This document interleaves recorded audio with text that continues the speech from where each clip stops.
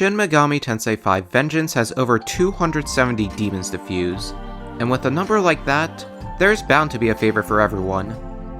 Especially with the addition of innate skills, basically traits from Persona 5 Royal, every demon has something about them that makes them perfect for their own niche. So today, I want to show who I consider to be the best demons for various points of the game.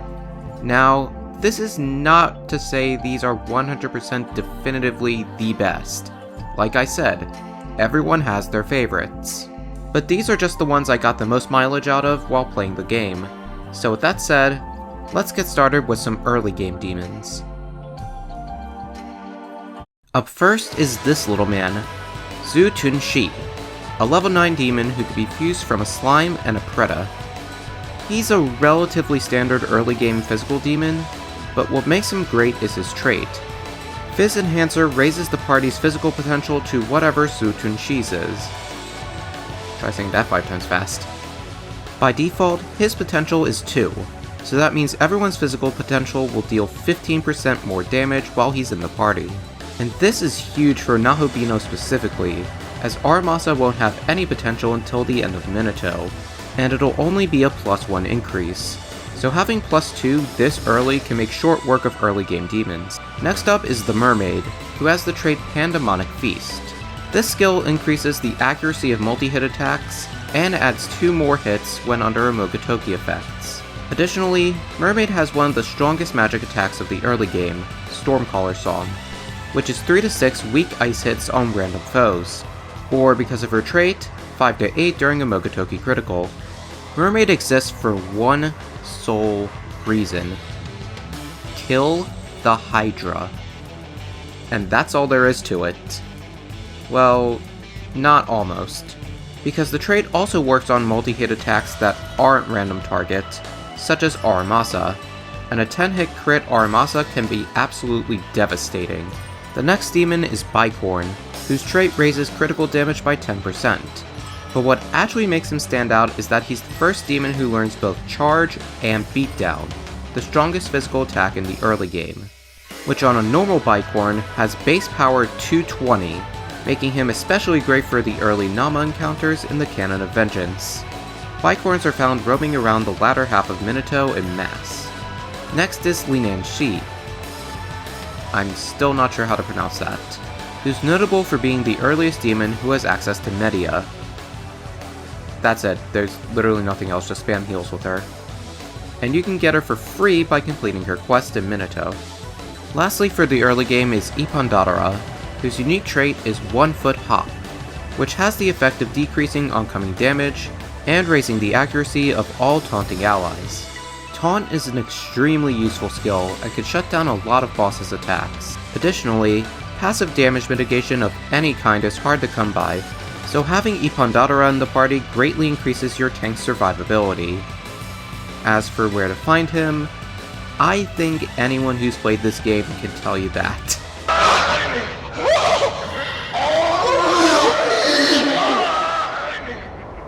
Now on to some good mid-game demons, and for our first one, we need to pay a visit to an old friend.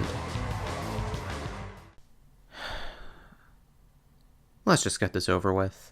Buenos dias, femboy. I see you are in possession of a cat. Okay, Matador, I'm gonna stop you right there. We've done this like 3 times at this point, and while you're always lucky enough to get the first hit in, this has never ended well for you. Also, I think we can both agree we're better off as allies than enemies. So can we please forget the candle nonsense and skip to the part where you just join me? Okay, fine. You don't have to be so dramatic about it. Fiend, Matador. Status: joined without consent. In the lead up to release, Atlus stressed just how important traits would be when paired together, and our next set of demons are a great example of this. Matador is already really good on his own, his unique skill Andalusia being Stormcaller Song but physical, and he's also one of the earliest demons who gets critical aura. However, Matador's trait is what truly makes him shine. Crippling Blow adds a 40% insta-kill chance to any weakness or crit he lands, and this can work on any normal enemy, risky enemy, and even some absences. But it's in combination with 2 other demons where the skill becomes ridiculous. Loa's trait is Taboo, which doubles the insta-kill chances and ailment infliction rates of the entire field. And Oni gives an additional 30% chance of an ally's trait triggering. The combo should be easy to see. Matador insta-kills every mob in the game, while Oni and Loa... Oh, hold on. What? And you're sure? Okay then. I've just been informed that Oni is a hack fraud and his trait actually doesn't work with Matadors. So yeah, not exactly the 100% insta-kill chance I thought it would be, but an 80% chance to insta-kill most everything is still too good to pass up. Well, it kinda sucked to find out about Oni. However, our next demon will definitely not disappoint. Meet Lamu. Most of you are probably familiar with him from when he kicked all your butts in the original game. But just like Matador, Lamu is more powerful as an ally than an enemy, and it once again comes down to his trait. Divine Decree enables magic crits for anyone who has a positive skill potential in said magic, which realistically should be every magic demon you use. I don't feel I should explain why magic being able to crit outside of the Mogatoki critical is useful, but for Lamu himself, he has the tools to capitalize on this really well, as he's proficient with 4 types of magic: Ice, Force, Dark, and Almighty. And he also comes with a great set of resistances, and a unique skill that helps him capitalize on his utility. The next great demon of the mid-game is one of my favorite new demons introduced in Vengeance, Anansi. The Ashanti questline is probably my favorite in the entire game, as you can really understand and relate to both Anansi and Onyankampan. Oh god, the comments are gonna roast me for how I pronounce these names. It's viewpoints. However, for me, I found Anansi's stance to be more compelling, and I sided with him. And I'm so glad I did because he's an amazing demon, having proficiency in both ice and dark magic, which are very common weaknesses, and his unique skill is just nuts. What comes after 4+2 has a dual purpose: to tell you that you suck at math, and to give a 60% chance to instantly kill anything not immune to dark. It doesn't matter if they're weak to dark or not, if it lands, it is more than likely going to kill someone. I mean, look at this poor Vritra absence.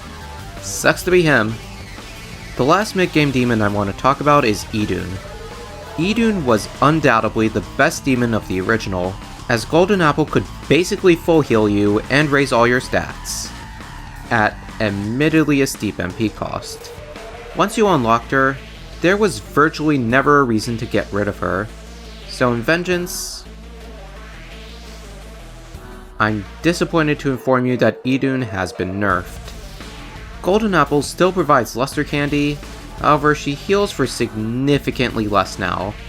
Even when boosted by both high and regular heal paromas, she only heals for like 150 to 200. And to be honest, I actually didn't use Idun that much. I just included her because I knew people would get mad if I didn't. Additionally, I wanted to use her to segue into the first late game demon of the video, Idun 2.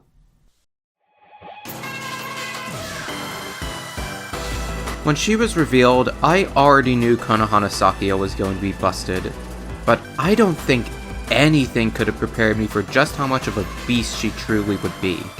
Her unique skill is Sakuya Sakura, and ooh boy, is it something. It actually heals for slightly less than Golden Apple, but it also restores MP.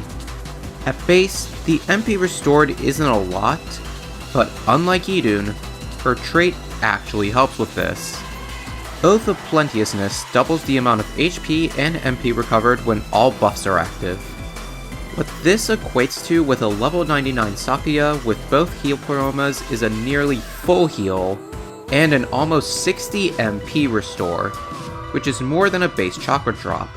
That is massive, and honestly what makes her one of, if not the, best demons in the game from an objective standpoint. And all of this goes without mentioning Bowl of Hygeia, or her fusion spell with Oya Matsumi, which is Sakuya Sakura on steroids. However, if you're not a fan of Atlus's DLC practices, you can use either Idun or Tao. Next is a combo of two demons, Cuchulainn and Decarabia. I chose to group these two together because their unique skills are both similar.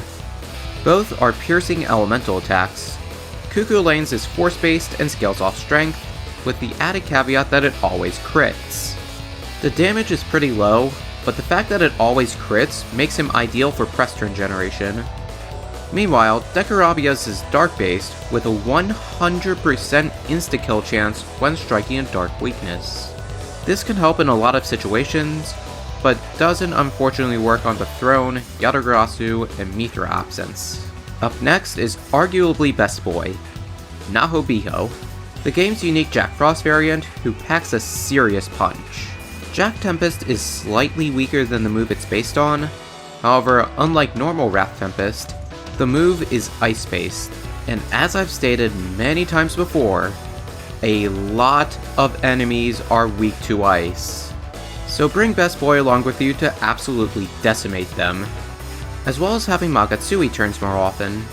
And finally, for the late game demons, are probably my favorite set in the game, the affectionately named Squadishtu. Comprised of Nama, Aeshith, Agrit, and Lilith, the Kadishtu are the main antagonists of the Canon of Vengeance route, and are unlocked for fusion after beating them at the end of Shinjuku. And all of them are amazing and synergize incredibly well together. Starting with Nama, Capitulate to Horniness is a skill that needs no introduction. You know what this skill is, and what it does. But Nama has 3 more attributes that make her great. A strong dark potential, access to Debilitate, and a trait that increases the accuracy and evasion of the Kadishtu. I personally recommend building Nama for support, with Bluster Candy, Debilitate, and her unique skill. Additionally, you can add Mudubarian for the Demi-Fiend fight to knock out Pixie, or Meipatra to cure ailments. Next is Aeshith. She's definitely the least useful of the 4, but is still no pushover. While she can be boiled down to just a meaty physical user, her trait, in conjunction with Murderous and Bloody Glee, gives the other Kadishtu a ×2 the crit rate. And for Aeshith specifically, a 6.6 multiplier to crit rate, or in layman's terms, she is going to crit. A lot. And I recommend putting on a high crit skill like Graveblade, or a multi-hit skill like Nihil Claw to capitalize on damage. Alternatively, her unique skill heals her for a ridiculous amount, and is base power 450 when a target has an ailment. Skipping ahead to Lilith, her trait decreases oncoming damage to the Kadishtu by 15%, and Mother Earth is an extremely cheap fizz block with an added Dekunda effect. This makes Lilith extremely good for the Demi-Fiend fight, as you can draw his aggro with her innate fizz resistance, and shut down all his turns with fizz block. Last but certainly not least is Agrit, my beloved. The fact I already made a separate guide just for her should tell you everything you need to know. But as a quick refresher, she gives herself and the Kadishtu the ability to crit off magic. And her unique skill, Queen's Decree, is a multi-hit almighty attack that hits 12 times. And each of those 12 hits have the potential to crit. So stacking that with Murderous Glee gives anywhere from an 80 to 85% chance that at least one of the hits will crit. Again, I recommend checking out that video if you want a more in-depth guide. But it's also worth noting that you can build Agrit for fire, ice, or healing should you prefer. Proper team composition can honestly vary depending on what you're going for, but I personally recommend either Nama, Lilith, or Agrit when going against super bosses, then Nama, Agrit, and Aeshith for the other fights in the game. And finally, I'd be remiss if I didn't talk about their fusion spell Kadishtu Entropy, which are 2 very strong almighty attacks to all targets, which inflict charm and can almost fully heal the party. A very good use of the Magatsui gauge if you ask me. But that's enough waifu talk for now. Let's get into the best demons of the post-game. These are some of the latest demons you get access to, but they're also some of the best. Starting with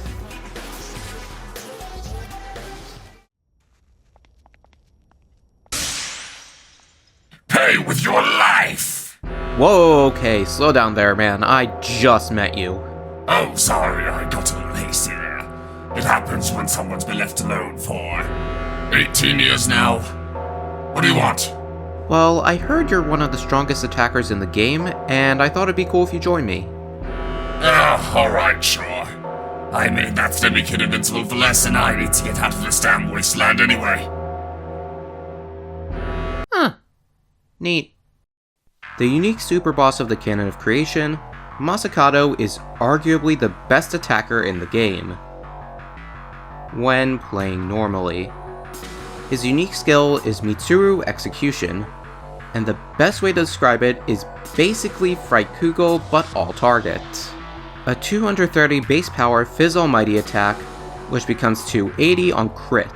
The skill is already powerful by itself, but his trait is what makes it truly nuts. Scarlet Blade applies an additive 40% crit rate and 10% crit damage per the amount of active effects on Masakado. This not only includes buffs, but also charge effects, taunt, and Tetrakarn and Makarakarn. I don't even want to know the exact number. I'll leave that to Robin. Sure, I can take that right now. Scarlet Blade gives a 10% boost to damage and 40% boost to crit rate per condition, stacking additively.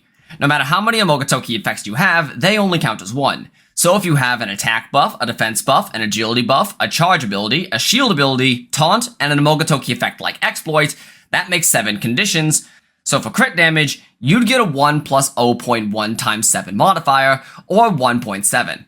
And for crit rate, you'd get 1 plus 0.4 times 7, or 3.8. So if you took your Masakado and put him in front of, say, Demi-Fiend, he's got a base crit rate of 21% after both Glee skills. Stack 7 conditions on him, and now he has an 80% crit rate. Also, this boost applies to the boosted crit rates of skills like Brave Blade. So, under these conditions, Brave Blade deals 70% more damage and has a 194% crit rate. But just know that this, combined with every possible booster, means that he will be critting for incredibly high damage, which can decimate even super bosses as well as their minions. Next up is the Celtic sexy man from SMT4 Apocalypse, Dagda. Dagda comes with a great set of affinities, knowing the 4 Tetra elements, learning Null Fizz, and being neutral to dark while being weak to light. Amazing for coverage, but beyond that, he's mainly just a strong physical attacker, with a unique skill that has a 60% insta-kill chance, boosted to 80 by his trait. But in all honesty, Dagda's so strong and comes to you at level 80 that you can barely notice the insta-kill. I personally recommend putting Myriad Slashes and Critical Aura on him, so he can be guaranteed to land high damage crits. Next is Beelzebub, who's one of the best debuffers in the game. I say one of because we'll get to her last. But Beelzebub's trait enables him to cast 2 debilitates in one if no demons from the Herald race or woman are in the active party. There are exceptions to Beelzebub's sexism, however, most notably the Kadishtu and Sakuya. So this means that you can have the best buffer and aggro in your active party and still take advantage of Debilitate. He also still has Deathflies, which is incredibly powerful and worth keeping in my opinion. Second to last for today is Nua's second form, for the sole reason that Safeguarded Sacrifice of Clay is the best way to keep Demi-Fiend's stats constantly down, especially since his demons are smarter about Dekunda usage now, making Shiva not as viable anymore. And for the final demon I recommend using, we have to go all the way to the end of the game. Spoilers ahead.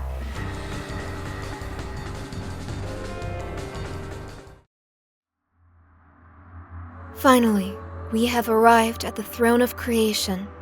As goddess, I can now fulfill my role and guide you to the throne so you may remake this world. And in doing so, prove that I was an instrumental part of your team throughout your journey. Tao, what are you talking about? Yoko? I didn't expect to see you here and reborn as a goddess. But without me, the Nahobino would have never made it this far. Oh, please. You're actively benched on every playthrough by everyone. You're outclassed by Little Red Riding Hood for crying out loud.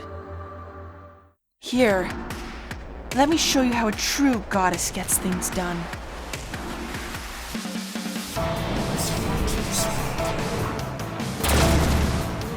Exclusive to the canon of Vengeance's Chaos route, Anonymus Yoko is what the devs made when they thought, what if we made Tao, but actually good?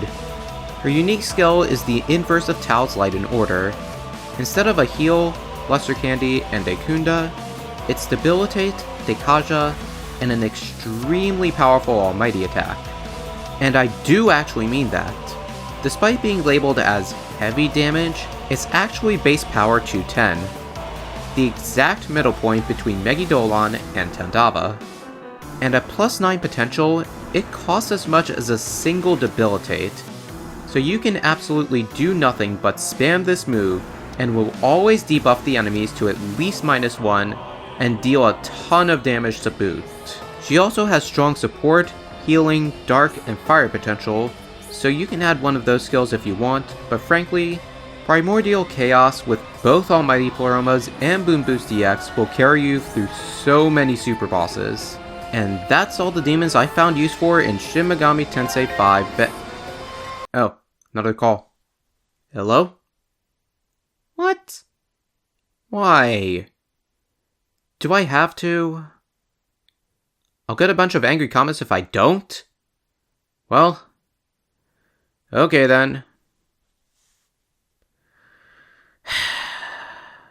Alright, let's talk about these fuckers.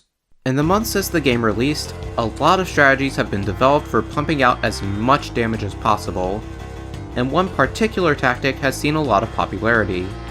It revolves around one of the new Magatsuhi skills, Omogatoki Strategize, and the Living Wall himself, Arahabaki. Strategize allows you to switch demons and pass turns at no cost, and Baki's skill transfers any effects he has onto newly summoned demons. So effectively, you get infinite turns. Once activated, typically by Nahobiho, swap in Titsmitazole, Belial, and the Assertor of Dominance in rotations. This will get everyone's stats to -2. Once that's done, swap in a Monozako to flip the -2s to +2s. And then from there, there's 2 different paths you can take. You can either use Ariok with Figment Slash, who deals more damage per every dead ally in the stock, or Gogmagog with Figment Slash, who deals more crit damage per active weaknesses in the party. And you can deal around 20,000 damage on hard mode per use. There are some more steps and divergences you can take, but I wanted to go over these guys quickly because I'm not the biggest fan of this strategy at all. When I fight someone like the Demi-Fiend, I want to do so on fair terms. I like devising my own strategies to overcome the challenges, but I don't like to do so in a way that cheapens the experience. Something like Accursed Poison to skip Medirahan is okay because it requires knowledge of how much damage you'll deal and Demi-Fiend's exact HP percentages. But with this, like I said, it just cheapens the experience and it's just not how I like to play. But if you like these demons, then more power to you. But that will do it for today's video. If you like what you saw here, please consider liking, commenting, and subscribing to help build a community, and let me know who your favorite demons in Vengeance are. Until next time, this is Jaffinator, signing off.